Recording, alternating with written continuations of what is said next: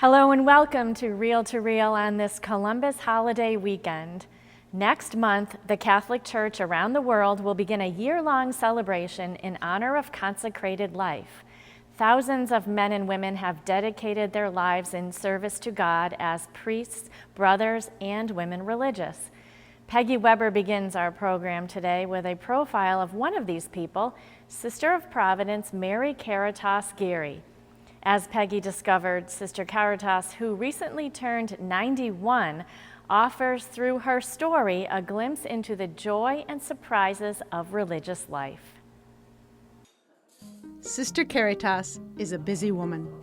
Standing at just 5 feet tall, she bustles around Providence Place and Western Massachusetts with a purpose. She exercises every day and attends a Pilates class once a week. She loves to play golf and says she would play every day if her schedule allowed. However, she cannot because she is busy. In her retirement, she serves on 10 boards and is very active. But she always finds time in her day for Mass and prayer. Her spiritual life has always been central. When I go and sit in that chapel and I try to remember back to the day that I made my first vows and the first time I came in, how nervous I was, and the chapel seemed so big. She joined the Sisters of Providence in 1947 after completing her training as a nurse at Mercy Medical Center, or as she calls it, the Mercy. I was born at the Mercy Hospital. I graduated from the Mercy Hospital School of Nursing, and I served as president of Mercy Hospital for 16 years, so I never went very far from Mercy. A product of Springfield Public Schools, Sister Caritas said her father wanted her to be a secretary. But then she met a student nurse and said a light went on. My mother was very disappointed. She was very Irish. She said, "You'll be carrying those bedpans." However, she pursued her studies and was even engaged to be married. But she was restless. It was something that kept gnawing at me. I was actually dating. I actually had a diamond ring. She said she remained friends with her former fiancé, but felt called to religious life. I felt that I could make a permanent commitment there, and I could not make a permanent commitment to marriage. So when I told my parents, my father was shocked, and he said, "Well, you know, you're always welcome. I'll give you 6 months."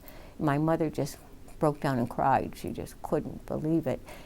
However, she entered and she stayed. And though she has had many titles and awards, she is first and foremost a proud Sister of Providence.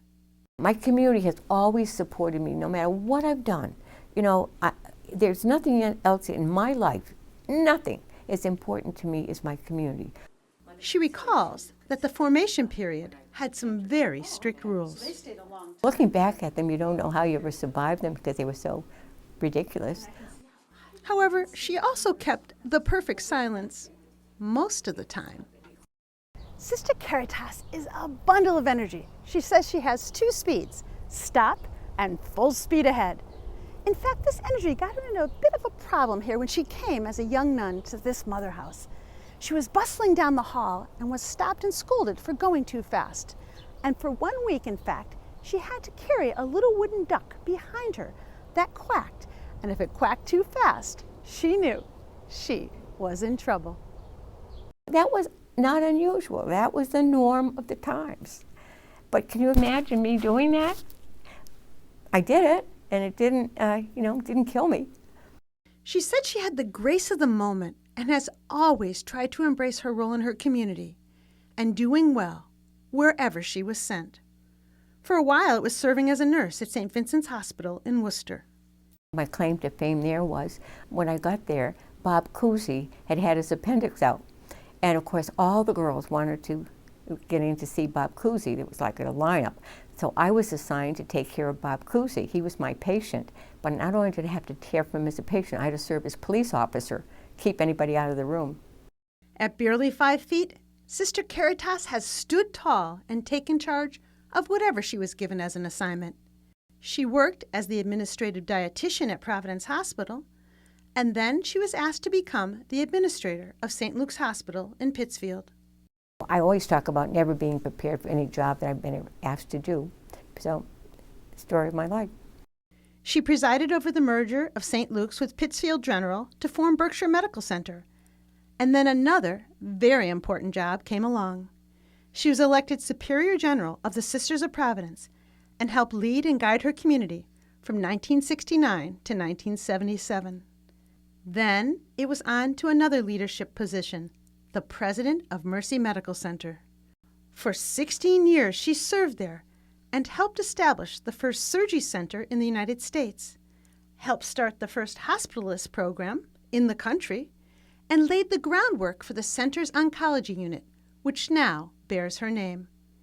I was honored because I wanted that service for Mercy so badly. So it was just sheer perseverance. She retired in 1993, but never slowed down or stopped working. And she took up her new sport. Golf. I'd play golf every day of the week if I could. I love to golf. I really didn't play golf seriously till I was 75. Her work philosophy has been clear. If it can be done, and it needs to be done, do it. It's just as simple as that. She has met famous people and earned awards and accomplished much, but she does not dwell on any of it. I don't think anything's big. You know, it's just been life. She says only one thing has really mattered to her: being a Sister of Providence. She recognizes that her beloved community is changing. When she was elected in 1969, there were 455 Sisters of Providence. Today, those numbers are diminishing. Sister Caritas loves her life at Providence Place with her other sisters. She says she is still in awe of her mother house and the good women of her community, the sisters of today and all who have gone before her. It has been a good life, a providential one, and Sister Caritas will keep on serving and praying, and also trying to improve her golf score. For Real to Real, I'm Peggy Weber. Sister Caritas is certainly an amazing woman. I wish I had half of her energy. She and so many other women religious have made such an impact on our diocese, and we salute them all and thank them for their service to our church community.